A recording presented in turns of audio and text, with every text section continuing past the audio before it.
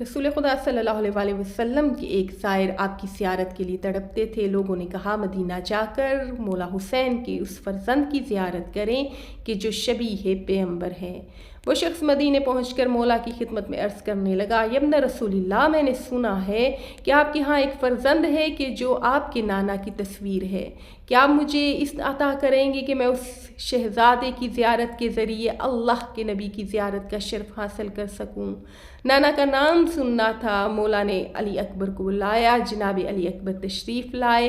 جیسے ہی اس شخص کی نگاہ مولا کے رخ اقدس پر پڑی، تاریخ کہتی ہے کہ وہ شخص جمال مصطفیٰ دیکھ کر غش کھا گیا۔